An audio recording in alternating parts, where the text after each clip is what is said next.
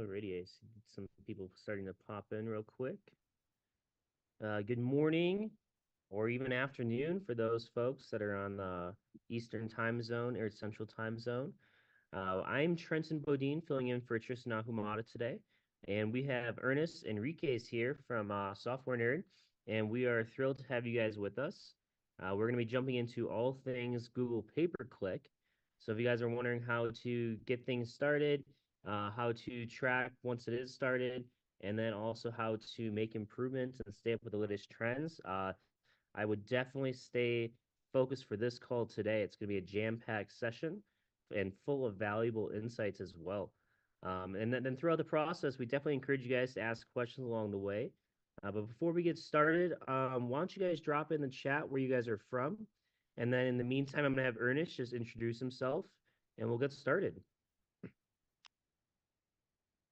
Yeah, I appreciate it, Trenton. So my name is Ernest Enriquez. Super excited to be here today. Some of you might actually have heard of me or know of me from maybe some past groups or anything like that. But my name is Ernest Enriquez. I'm a real estate broker and kind of a software nerd when it comes to everything marketing. And really kind of what my skill set goes into is the digital landscape of things and running Google pay-per-click ads, as well as Facebook ads. But today we're going to kind of dive really deep into those Google ads and kind of show you the bread and butter that's been a winning strategy for me in my business and helping me really kind of go out there and land even more business and ramp up kind of during these times or during these shifts, right? It's always important that as the market shifts, that you as an agent are able to adapt.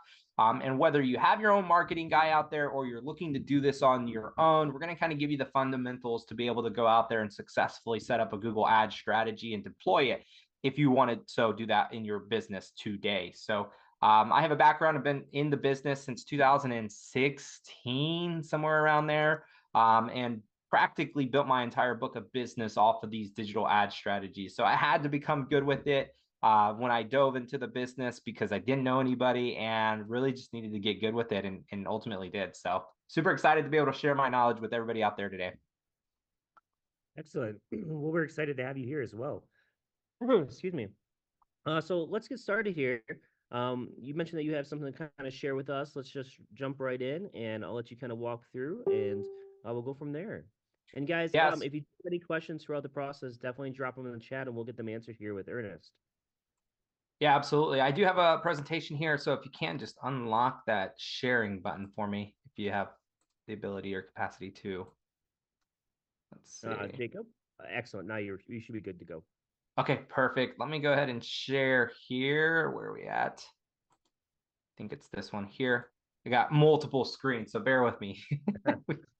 Well, so we're going to talk a little bit about Google Ads. One of the first things to really kind of understand about Google Ads, whether you're a Google Ads expert or you're just kind of getting into the Google Ads business and space, it's really just about understanding how Google actually prioritizes ad placements, right? It's all about really understanding what you're going to kind of set out to accomplish and how Google Ads is going to help you get there. With that mindset, you're going to be successful, right? If you know what you want to do with Google Ads and you know what they offer and the types of services that they offer, you'll be able to go on the Google Ads platform and really kind of build some, as I would call them, our baller campaigns that are going to land you not only clicks, but they're going to land you leads, right? That's the ultimate name of the game in the real estate industry when we talk about digital marketing is getting leads and getting information from people so that you have somebody to talk to and build that rapport. And Google Ads is a really cool platform to be able to do that on, whether you're looking to do a search ad on Google, meaning you want to go ahead and build an ad that's going to be placed and appear at the top of keyword searches at the very top of that Google page. Let's say you, for example, are in an area in Florida, whether that be Tampa Bay, and you want to make sure your ads are appearing. You can go ahead and build a Google search ad that would basically be you bidding for your ad placement to be at the top of that Google indexed page whenever somebody types in Tampa Bay homes for sale. Now, it sounds simple, but there are some kind of key strategies that you have to understand. Google is going to basically rank your ad, right? They're going to look at several pieces of your ad. So if you've ever seen a Google ad or you've ever done a Google search where as you search, it's going to basically have that homes for sale or have somebody's ad with a headline, and then it has a short description. Let me show you what I'm talking about here.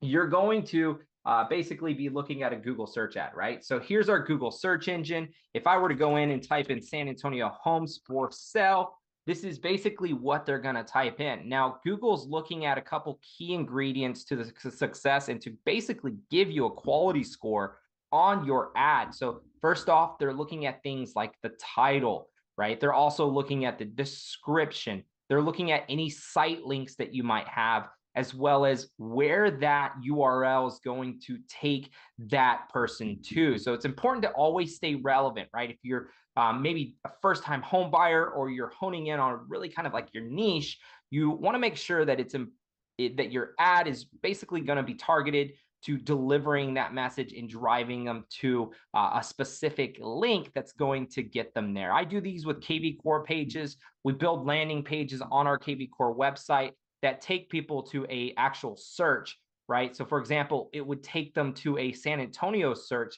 that's going to basically look exactly like this, where it has a map, it has homes off to the side, and they could actually begin their home search on my website. Now, to appear here though, you need to, again, make sure you're paying attention to that quality score. So making sure your headline is relevant to the page that you're redirecting them to, making sure that your description is in correlation to what your headline reads, right? So for example, new homes in San Antonio, new houses for sale. This actually should say San Antonio. They're probably paying a lot of money to have their ads appear here, but it should all kind of be relevant, and it should have those keywords inside of your description as well as in your headline. For example, Realty.com does a really good job here where they're implementing and having that keyword that I've searched for in their actual title as well as in their description. So it's important to pay attention to those, because when you run Google search ads are going to basically give you a quality score based off, again, the headline, the description, any site links that you might have, as well as how relevant is the page that you're redirecting the traffic to your keywords. So for example, if I were doing a homes for sale San Antonio ad, I wouldn't want to throw a bunch of random keywords into there or send them to a different page that has homes that are titled or have cities in different locations, right? Because Google's going to automatically kind of dock me on that. And they're giving you a score of 1 to 10. So 1 being terrible, 10 being great, and so forth. And it's really kind of important to also understand that Google, even though you want to go throw $20 at it, if your ad is only a 2 of 10, you're not going to index very well, and you're just going to end up blowing your budget because your ad quality is just terrible, right? So with Google search ads, you're actually going to be placing keyword bids for your ads to appear on those top search engines. My biggest recommendation with search ads is, as you start going through that process and setting up your ads campaign, to really kind of minimize the number of keywords, right? So again, using my area as a reference here, San Antonio, we have Windcrest, Converse, Shirts, Bernie, New Braunfels. We have a bunch of cities in our area that I would not want to just go and throw like homes for sale Bernie, homes for sale Converse, home for sale Shirts, and keep that all in one ad group, because it would diminish the ad quality that I would have with that particular ad. So for reference, I would keep homes for sale San Antonio, Texas, houses for sale San Antonio, Texas, San Antonio homes for sale, and just word it differently. And then with keywords, Google actually has what they call our and we're going to show you here, Google exact keyword phrase matches. And basically what that means is that that user has to, or that engager has to go to that search engine and actually type in the exact phrase that you're bidding on, right? So if you've ever run a keyword or a pay-per-click ad before and you just got a bunch of random clicks, it's most likely because you've left that keyword phrase as broad. Right? I accidentally did this when I first started running my Google ads. I left it as broad, and I left my entire location targeting open to the United States. And I was actually getting leads from San Antonio, Florida, because they were coming in from San Antonio, Florida instead of San Antonio, Texas. So Needless to say, we capitalized on the referral deal, got it out to a Florida agent and made some money off of it. But don't make that same mistake, right? You want to make sure you don't leave it as broad, because all it has to match is a set of keywords within that phrase, or even one keyword within that phrase. So when you set up your keywords and you're going through your keywords, you'll be able to do these brackets here that are basically going to be an exact match. So I'm telling Google that I only want to bid on San Antonio homes for sale, Texas, and it has to exactly match that phrase in order for my Google ads to actually appear, right? There's a lot of marketers out there that do this well. They know what they're doing and they're really good at this. And they'll probably validate that statement with the exact phrase, unless they're just trying to drive as much traffic to your website as humanly possible. But I would keep this as an exact phrase match on any Google ad that I run. And then also keep it, and I thought y'all were singing here, but keep it relevant to the to kind of the landing page that they're going to basically be landing on. Google also does have what is called keyword insertion. So that means that, for example, as leads are typing in, let's say, San Antonio, Texas homes for sale, this is an exact phrase match. If my ad were to appear here on my Google ads, I actually have the ability to go ahead and insert this phrase into the headline of that ad.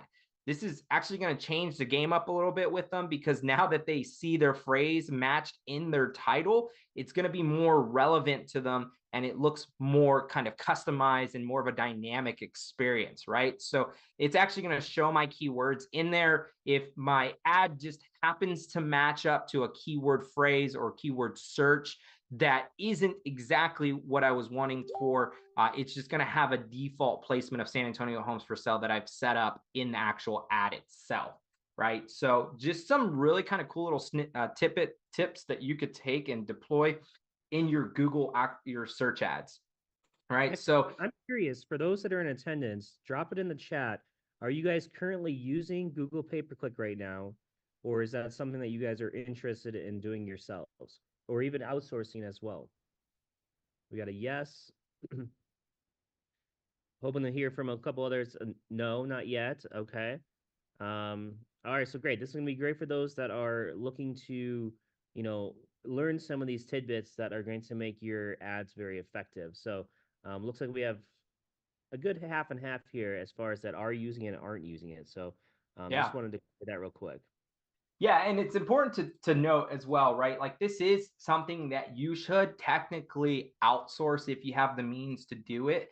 But for a lot of self-starters, a lot of agents out there who are hands-on and like to technically be in control, this is a skill or technique or an ad platform that you would technically want to learn, right? Like, you would want to know how to use this, because not only is this relevant to search ads, but let's say you just got a fresh new listing and you have a really cool and engaging video that you've already blasted to your social feeds, you've posted it into LinkedIn or whatever social channel you've plugged it into. But did you know that with Google Ads, you could actually run what we call our display ads, right? And display ads are basically an ad that not only appears on a partner website, but you can also run YouTube ads with that listing video that you have, targeting a specific area and a custom audience of people who are actually interested in real estate. So it's really cool, because once that video is uploaded to your YouTube channel, you can then go into Google and you can run an actual video ad. So let me see here if I have an ads manager account that I can get into that's not in use, just for demonstration purposes, and So what kind you're of saying walking is, through that. if we have a new listing and we create a video around it, put it on YouTube, then we can take that YouTube video and then create an ad through Google pay-per-click or display ads here, and be able to display that ad directly to all of the potential buyers within that areas, like within the area of the home. Exactly. Yeah, you could drop a pinpoint or like a zip code and do that radius targeting with it. You could also just do like an interest base, kind of like what you would do with Facebook, where you're you're doing that interest-based marketing to people who have a actual interest in it. The other really cool thing about Google Ads and going that route, and this is my nerdy brain and my nerdy side coming.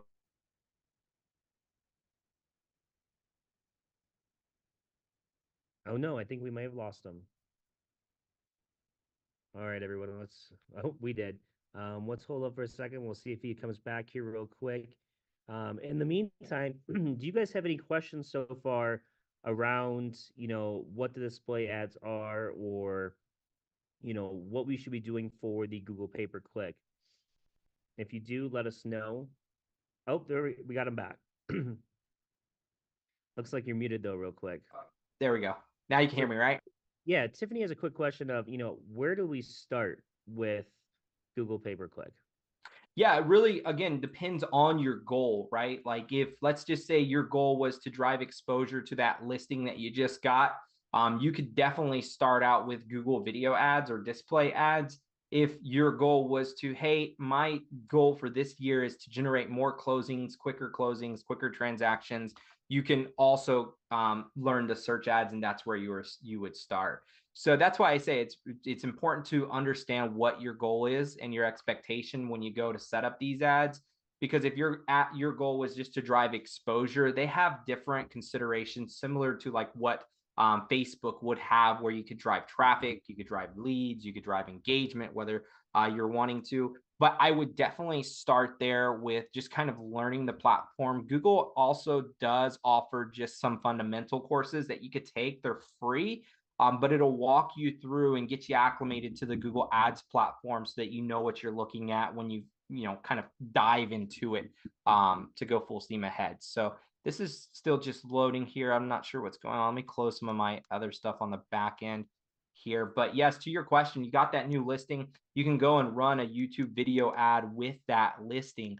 And this is in fact something that I've done pretty heavily. I like to use the YouTube process, because not only could you do it that route, but you could also place your ad on specific YouTube channels. So, right, like if you wanted your ad to show up on Mr. Beast's channel because that's your audience, you could absolutely say, hey, show up on this partner channel or show up on his YouTube channel. So that's the really cool thing about Google, is once you learn it, you can really become dangerous with it, needless to say.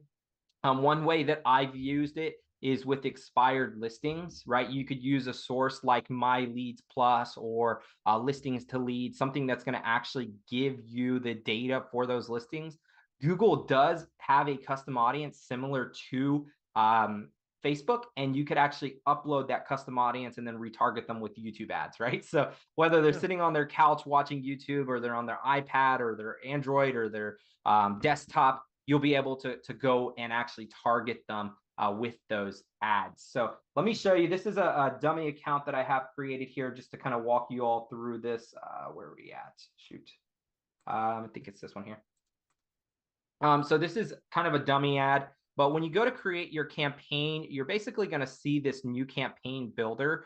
And as you go through the campaign builder, hopefully this doesn't have a bunch of latency, you'll see some different objectives. Like I was mentioning, if your goal was to generate leads, of course, you would use that leads objective.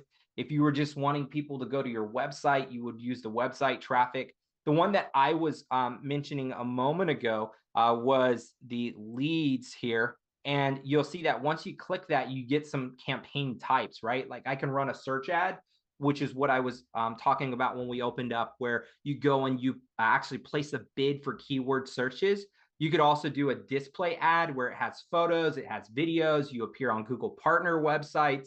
So even regardless if they're gone to Google and typed in, let's say, San Antonio homes for sale, if they've even done that remotely in the past, I'm appearing on their actual browser on some of these partner sites that have display ad placement.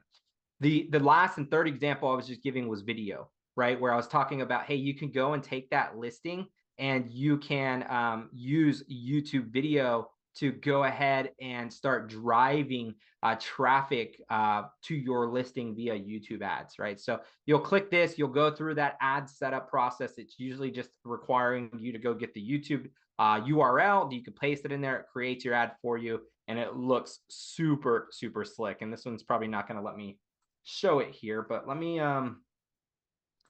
just see real fast if I have another Google Ads account here that I can pop into that has that conversion. But while I do that, any questions on that coming in through the chat? We do have a question of what is the average cost per click and cost per lead in the industry? Canada, if possible. And we know that it's a different for each region, but we just want to try to get an idea here. Yeah, so it's different. It's going to vary each region, but what I've seen across and what most kind of articles are saying is about $20, 20-ish, $25, somewhere around there is your app. Oh, we may have lost him again. Shubham, we're also noticing that depending on if you explore between long form keywords versus short form keywords or the broad targeting matches that he was mentioning, sometimes you can get it down to about, $12 to $15, but of course that's gonna depend on what region you are in for that. But I would expect at least 12 to 15 to 20 to 25 for that. Yeah, I don't have the actual Canada data, but I have tested that in a few different markets, and that's typically what we got there. Yeah, and that's what I'm kind of experiencing across the board is about anywhere from $15 to $20. It just depends on how saturated the market is, right? I mean, the more advertisers you have doing Google pay per click, the higher that cost per lead is going to go up because of your competition. So, if you can get it below that, awesome. If not, don't be concerned if you go a day without getting a lead on there because your budget's set at $20. But yeah, great What about point. cost per click? What do you see for cost per click, or what should be a benchmark for that? Yeah, so my benchmark on cost per click is about $1.25, somewhere around there, right? For every 20 clicks, I want to land one lead roughly. Is kind of my outline and expectation there. That's a good way to look at that. We have another one from Charlie. I'm with EXP. We get a subdomain website from them. Do these subdomains rank well for SEO on Google? I haven't played around with SEO too much just because it's super hard to index it. Plus, that's a long-term play. That's not something that's going to be like, oh, you got a new website, you put, you added a site link and indexed it, put all your meta tags for a specific location, and it's going to start appearing. It usually takes a couple years for you to actually start indexing it and getting it ranked really high. So I would agree. SEO, yes, the KV Core websites are great for it because you have the ability to go into like your KV Core dashboard, for example, and go into your web and IDX settings, and you can add metadata tags to those indexed like area pages that they have. And then your ads will start appearing, or not ads, but your SEO will start ranking. But it takes time. It's not something that's going to magically overnight at the flip of a switch turn on. Yeah, you'd also want to focus kind of on building out possibly some blogs on that site and then having them link between each other and having the different keywords show up within those articles that are pretty natural and not just kind of thrown in there as well. Yeah, We have great. another Melissa. Is this going to be added to the Lab Coats YouTube channel? Yes, Melissa, it will. I would say give it within 24 to 48 hours and it should be up there. Justin asks, if you're running this with the function of finding leads, where do the leads go and how they are captured? And that should reference back to what you were showing us with the lead section. Yeah, so let me share here. Let's see here. So with the leads, again, you can set up that search ad, right? The goal there was to actually get those leads. These leads are not like a lead that you would expect, like they're filling out a contact form. Google's going to rely heavily on your real estate website or CRM that you're using to actually leverage those lead capture tools. So basically what you're doing here is still driving the traffic, but Google's algorithm is picking up who is more likely to sign up on your website versus let me just drive a bunch of clicks to their site. But I wanted to show you the YouTube example because this is very beneficial for a lot of agents out there right now who might have a listing who've never even known they could do this. Basically, what you would do is select that YouTube video ad. You'll then be able to go through all your targeting here, your dynamics, set your ad budget, $5 a day, let's say. They'll give you a budget here. They're always trying to take more money. I don't know what you put in here, but I always like to keep it below. And then as I start producing results, start ramping it up, of course, as we start generating some results. But basically, all you're going to do is now just go get your YouTube video URL. So for example, you'll go to your YouTube channel. Let me see if I have one here. You'll go to your YouTube channel. Come on, my internet's being super slow here. Sorry about that. But you'll go to your YouTube channel and you can grab, for example, like a short if you wanted to. And I can take this short now.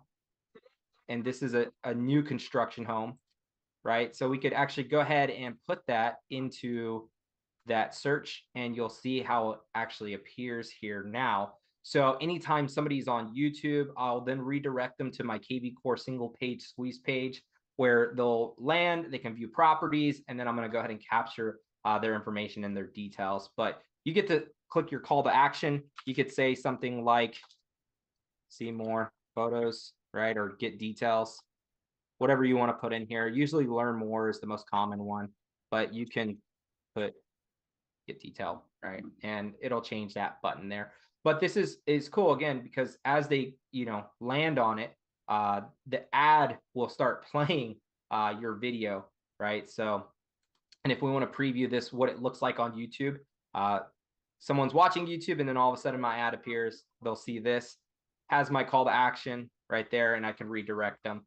But this is something you should be doing to all of your listings. If this is not in your listing presentation, you can guarantee somebody like me with my mindset is going to come in and wow the seller with that, because you can, show them how you're going to drive maximum exposure. But yeah, you could run some pay-per-click ads with it to do that. So Google Ads isn't just search ads, right? You don't have to use it to go and try and appear at the top of every search on Google's platform. You could use this to run video ads across YouTube and any other place that Google might actually place that, which is usually like Gmail or any partner websites. So unlike Facebook and how the leads live within Facebook when they're captured, with Google Pay-Per-Click, that's the importance of making sure that you have a good squeeze page or a good landing page to be able to capture that information and capture those questions that are wanting to be asked. Right. Sometimes you can have multiple questions being asked, sequentially. You could have multiple questions just be asked in kind of an order and like a list, and they fill out. But as long as you have a good landing page to capture that information, that's where the leads are going to live, and they're going to come back to your CRM or however you're capturing your leads from your website. Most Right. likely, And that's why I've been heavy on KV Core. I've tested out a lot of other platforms out there. KV Core, I don't know why, but just tends to seem to convert a little better. And I think it's the simplicity of how they actually create their login. So for example, like on the KV Core website, this is only going to ask for, let's say, an email address and a phone number. And it also gives them the ability to log in with Google or Facebook. Whereas, something that's a little bit more complex, and I say complex because it's lengthier. I do also run Lofty as well, which I do love their layouts and how they look. But the conversion ratio is like 1 to 5. So for every one lead I generate with Lofty on Google Pay-Per-Click, I generate 5 with KV Core. And I think the reasoning behind that is just how the forms are caught or captured, right? Like Lofty is great because they're going to ask more questions. So in theory, you'll get a warmer lead. But if you're going for generating leads, this is going to run your cost per lead up a little bit more than, let's say, like a KV Core landing page or squeeze page, right? Because you'll see it ask for full name, email address, phone number to be used as passwords. So just multiple items that have to actually be filled out. excellent. We have one more question here. With the new filters and fair housing laws and regulations, is there any way to target people living in apartments? Ooh, that's a great question. I have not figured out a way to do just apartments. I would assume you still could technically drop like a pin on your Google ads, but I haven't done anything with apartments personally. Do you have any ideas around that, Trent? I don't specifically because I haven't been in the back end of Google Pay-per-click lately since that update had happened. Is there not a way that you can search for renters or something of that nature possibly, or is that part of the new update? Yeah, so that's probably part of the new update. Again, I haven't focused too much on the rental side of things. Um, so it could be part of that new update. But I know like on Facebook, you have to do a 15-mile radius around the zip code Mhm. and things of that nature. So if Google's the same way, then yeah, you'd have to get creative with how you actually target those renters. My best advice there would be to go out and make friends with the community manager and see if they'll give you a list of people living in there, and then farm them through some other method, right? Digital ads are going to be hard because of that restriction of compliance, but there's nobody keeping you from going and buying that list from the from the property manager to be able to farm them. So Excellent. Well, as we wrap this up, we got one last question here, and then I'm going to ask you, Ernest, to drop in your information into the chat. In the meantime, for anybody that has additional questions and wants to reach out, maybe an email or your socials, not your social, but like your social platform. yeah, But no, my SSN, yeah, you want to go and last question though, can you share some resource for retargeting and how to collect data for retargeting? Yeah, so data for retargeting. I use a tool called Title Toolbox. I don't know if you're familiar with it or if you've ever heard of it. Anybody out there who's heard of it, you might know what I'm talking about. If you haven't, go and meet up with your local title and escrow officer. Sometimes it's a tool that they'll provide. But Title Toolbox allows you to buy homeowner data through it. It's like 12 cents for a phone number and email. And then you can, again, like I was mentioning with the expired data, you could upload them into custom audiences and retarget them through those methods.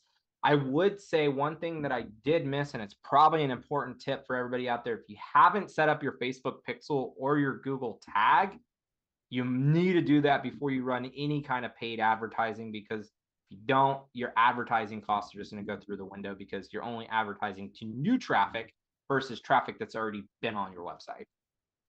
And then I would add in there that you can always, create a custom audience based on the leads in your database that you already have, or any contacts, friends, family that you already have, and then be able to upload that into Google Pay-per-click so that way you can retarget specifically to those people as well.